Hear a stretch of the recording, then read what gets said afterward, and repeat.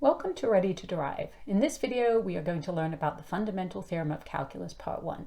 As the name implies, it is a fundamentally beautiful theorem. It's simple, intuitive, elegant.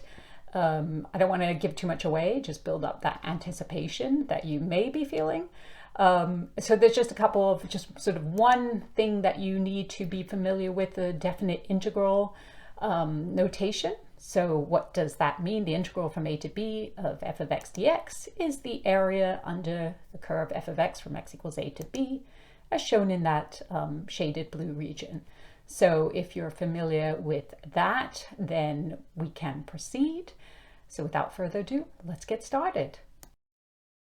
So we're going to start with an example that I hope makes the fundamental theorem of calculus very concrete at first before we get to kind of abstraction. So let's begin by finding a formula for the area under the function f of t equals 5 plus 2t. We're using t along the x-axis because I want to reserve x as the upper limit. So if I shaded that area in, it would be that green region. And we know from before that we can use the definite integral from 2 to x of 5 plus 2t with respect to t, and that would give us a formula for the area. And it will be a formula because it will have x in it. So that figure is a trapezoid, and we can see that we have, let's see, formula for the area of the trapezoid is half the sum of the bases times the height. Now it so happens that these bases are the parallel sides, they're vertical. So we have this base, this is one base, and the other base is here. These are the parallel sides. And if you see that, it sort of makes sense that this must be whatever f of 2 is, and this other vertical height should be whatever f of x is. So let's go and put that in. So we can see up here that f of 2, we just plug in here, 5 plus 2 times 2 equals 9. So let's start expanding this. So b1 is 9. And b2, well, f of x, if I just plug x into the function, it would just be, instead of t, it would be 5 plus 2x. Now the next piece you need is h. H is the distance between the parallel bases, which is this. So that would be x minus 2. And so we'll multiply by that. So let's just do the algebra now. We'll simplify what's in the first parentheses. And I could even distribute that half into there, and I'd get 7 plus x times x minus 2. Now, and if you FOIL that out, you would get 7x, let's see, 7x minus 14 plus x squared minus 2x, which if we just combine like terms, I know nothing's in sort of the correct order, but it doesn't really matter at this point. That would be a formula for the area, and then of that green region. And you see now you have a formula that allows you to sort of move x out or in, whatever you want x to be. You can just plug it into here and it'll give you the area from 2 to x. So the next thing to do is let's call this area function, let's call that a of x. And then let's see what happens when we find the derivative of that a prime x. So notice it would become 5, the 14 would go away, and the x squared would come down to 2x. And does that look familiar?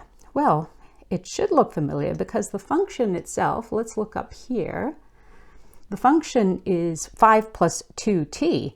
So therefore, 5 plus 2x, if we were going to replace that with x, then that must be x there. So we have just realized that the derivative of the area function just returns us to f of x being the value of the height of the function right there at x. So that's a very curious result, and it's actually quite profound, as we will learn shortly. So we are going to repeat the process, this time finding the area from negative 2.5, which is the x-intercept of f, to x. And by the way, this is not drawn to scale very well, but bear with me. So we are finding the area, the definite integral from negative 2.5 to x of 5 plus 2t dt again. And this is a triangle this time, so we know that it's half base times height. And so a half and the base. So let's have a look at the base of this.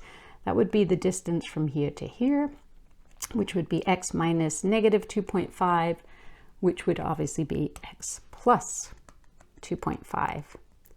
And now what is the height? Well, the height of that again is this distance, which would be just f evaluated at x, which is 5 plus 2x. Now, if we, this time I'll distribute what's in the parentheses before applying the half. So we would get 5x plus, let's see, 12.5. You could do this in any order, but plus 2x squared plus 5x again. And that would be a half. And if we simplify what's in there, 10x plus 12.5 plus 2x squared. Now we'll distribute the half. We'll get 5x plus, I think that's 6.25 plus x squared. And once again, we are going to, this time we're going to call that function b of x because it's the area of a slightly different region, but in both cases we're ending at x, starting at different places but ending at x. And so what's b prime x? Well, b prime x would be the derivative of 5x is 5, the derivative of 6.25 is 0, and the derivative of x squared is 2x. And voila, what do we find again? Well, 5 plus 2x is just f of x. So it doesn't matter kind of where, it doesn't matter what value you start at, but if you find the area under the curve to the point x and then take that derivative, you get back to the function, the value of the function at that endpoint or that upper limit x. So we are going to formalize this as the Fundamental Theorem of Calculus Part 1 in the next slide. So the Fundamental Theorem of Calculus, abbreviated FTC, Part 1, begins like this. If f is continuous on the closed interval ab, and we define the function g to be the definite integral from a to x of f of t with respect to t. So what are we looking at? What do we understand? That means that g of x is really just the formula for the area of this shaded region.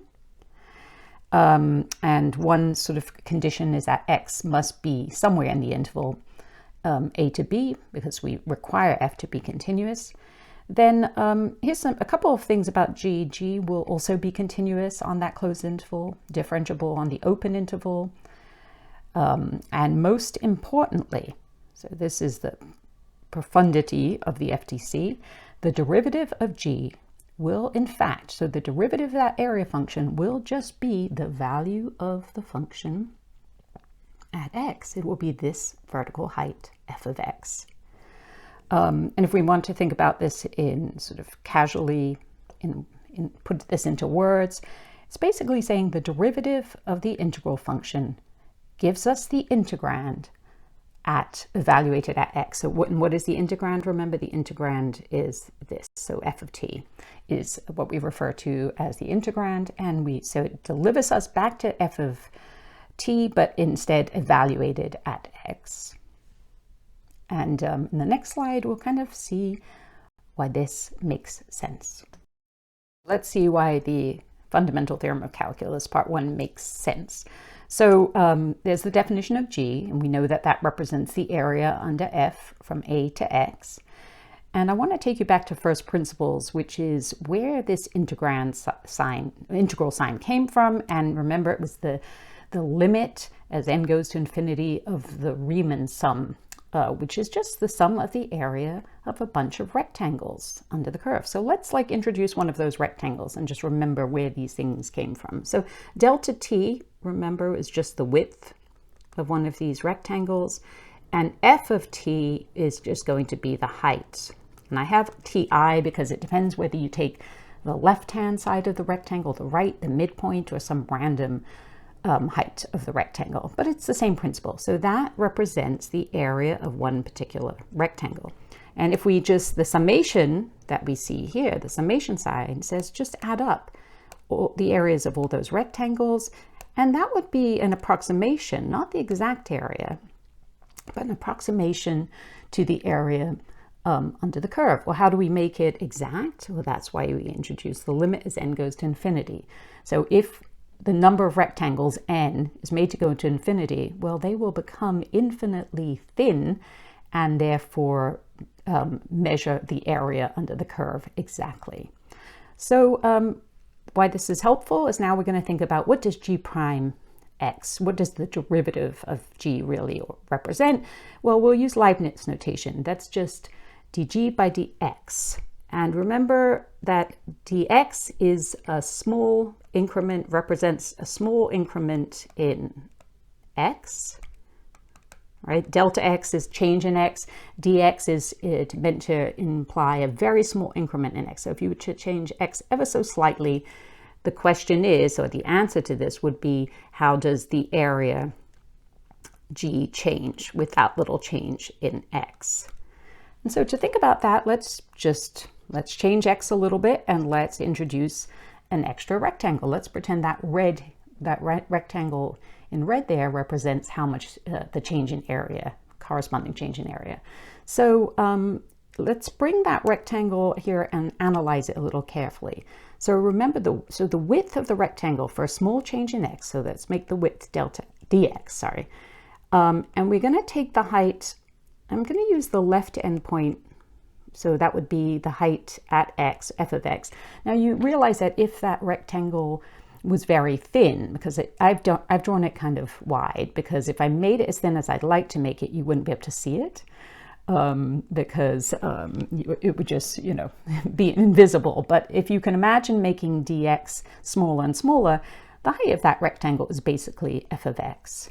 So if we take f of x and multiply it by dx, so the height times the width, that will give us the little change in area, which we indicate by dg for the small change in area. And if we divide both sides by dx, we get dg by dx equals f of x. Well, wait a minute, dg by dx, that is here.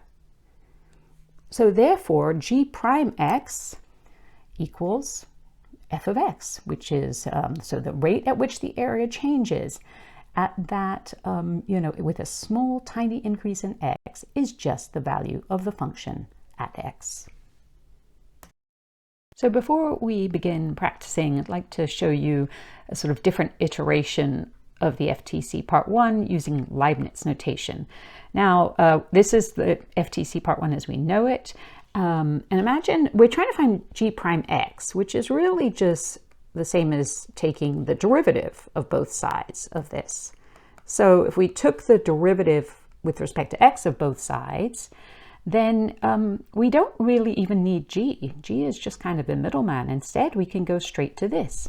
The derivative of the integral, remember, because this integral, we already defined that's what we call g of x. So g prime x, or the derivative of the integral, is equal to f of x. And why this notation, or this iteration, is kind of nice is that it shows that integration and differentiation are inverse operations, which is pretty cool. So in the same way that if you take the square root of 9 and you get 3 and then you square it, you get back to 9. You see those operations undo each other.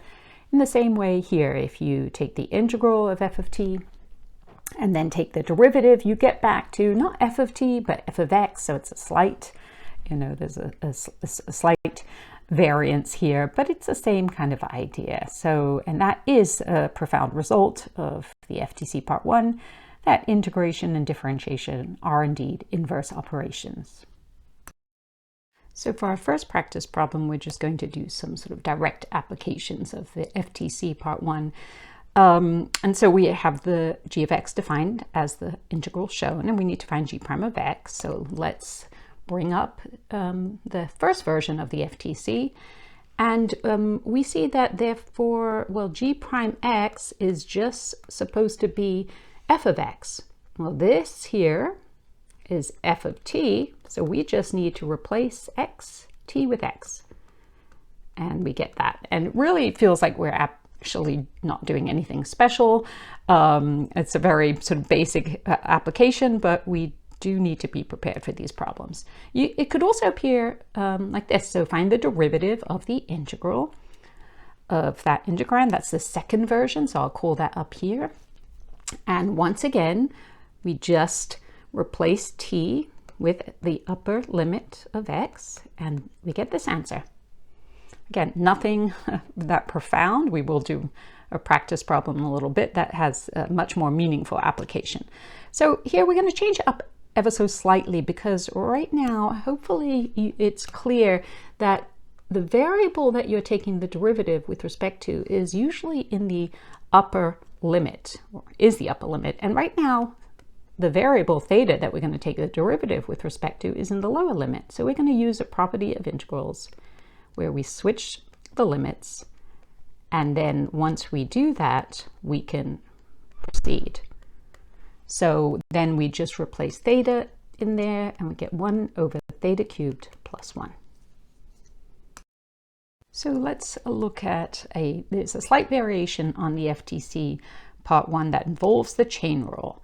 So with the same premise that f is continuous on a b, this is what holds true. Now, how does this differ from what we were looking at before? Notice that the upper limit is no longer just x, but a function of x, say h of x.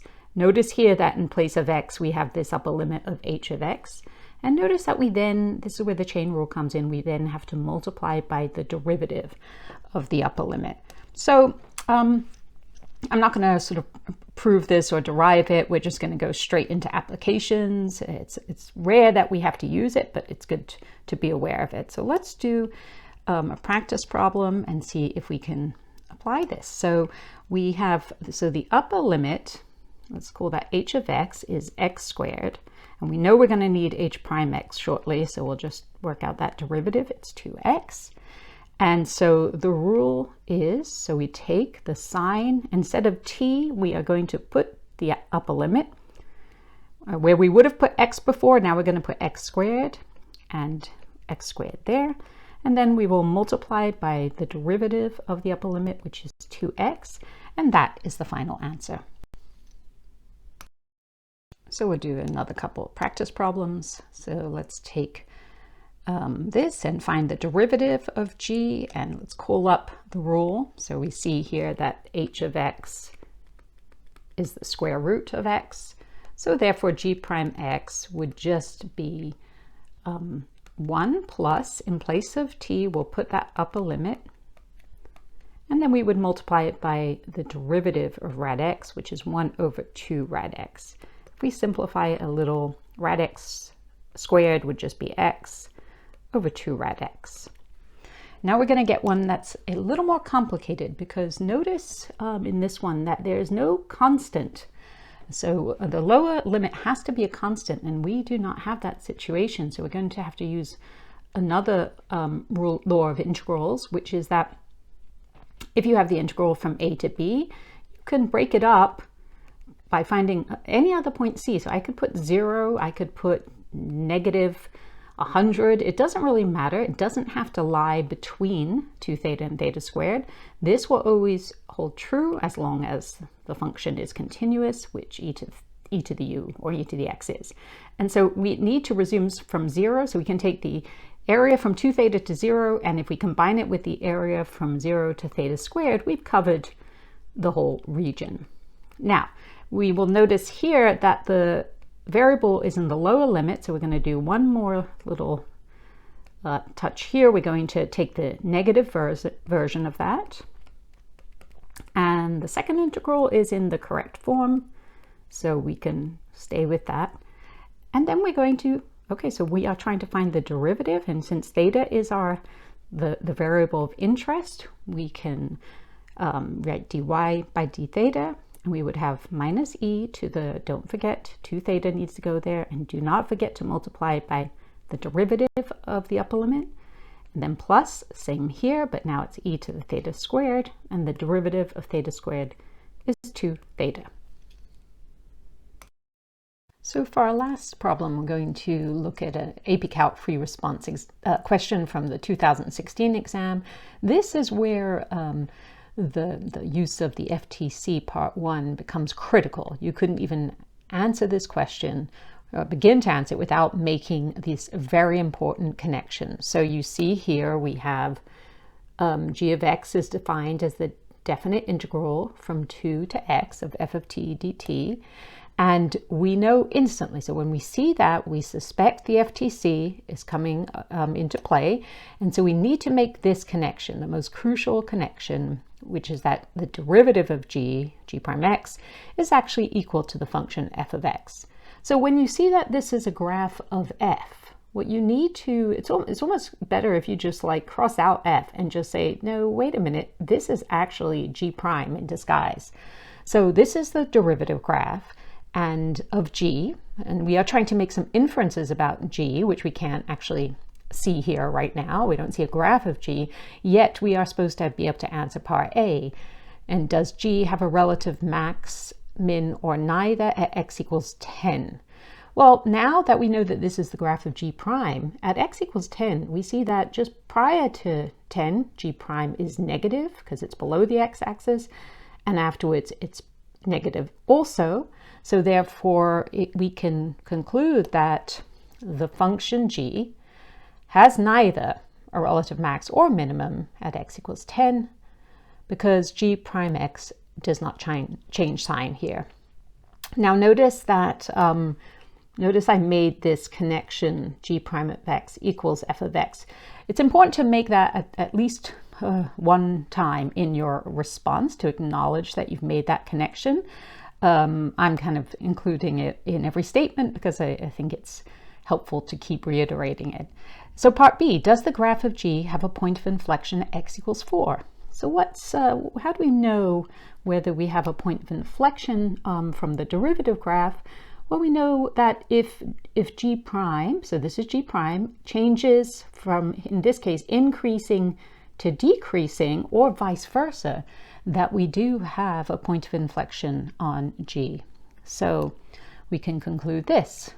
Yes, the graph of g does have a point of inflection at x equals 4 because g prime equals f of x changes from increasing to decreasing here. What does that really mean? This little add-on is not essential, but it does imply that g double prime changes sign, which indicates there's a change of concavity on the graph of g. So x equals 4 is a point of inflection. We're going to finish up our practice by doing a modified version of part C of this free response problem. So we have to find the absolute maximum value of g on the closed interval. So by the FTC part 1, let's not forget to note that g prime of x equals f of x. So therefore this graph of f is really a graph of g prime. And if you recall the closed interval method or the candidates test to find absolute extrema, the first thing we have to consider candidates are the endpoints. So we need to evaluate g at -4 and 12. And then we need to find any other candidates that would be critical values of g. And in this case, really interested in just what would be a local max, because the local min, for example, x equals -2, notice it's -2 is a critical value because g prime is 0, but g prime goes from negative to positive, so that would be a local min, so it's not a candidate. Here at x equals 2, g prime doesn't change sign, nor at x equals 10, as you'll recall. So only at x equals 6 does g prime change from positive to negative, which means that x equals 6 is a candidate. So let's just start evaluating. So this would be, by definition, the area under the curve from 2 to 12. Now, from 2 to 6, that area, that triangle, if we notice, that triangle is congruent to the triangle from 6 to 10, but the green one's positive, the red would have a negative area, and so all we really need to look at to evaluate this integral is this area here, which is a half, the base is 2, the height is 4. So that will be 4, but it will be negative because it is below the x-axis. And let's go from 2 to 6. So from 2 to 6, it's just the area of that green region, which is a half, the base is 4, and the height is 4. So that comes out to be 8. Try and keep consistent here. So this would equal 8. And then finally, this would be the integral from 2 to -4. Now, I prefer for the lower limit to be the lower number. So I'm going to switch these, and I'm going to use a property of integrals that says take the negative version of the integral with the limits switched. And so it's easier to go from left to right. So let's have a look. From -4, let's go in stages, to -2, that area should counteract this one. The red is negative, the green is positive, which leaves us just having to calculate the area under the curve from 0 to 2. Now that blue triangle is congruent to this blue triangle here. And we know the area of that was 4. And because of the negative outside, it's going to be, the answer will be -4. So it looks like this is our absolute max. And so we can conclude that on that closed interval, the absolute max is g of 6 equal to 8. And that brings us to the end of this lesson. I hope you found it helpful. And if you did, please do click like and/or subscribe to my YouTube channel, Ready to Derive. Thank you.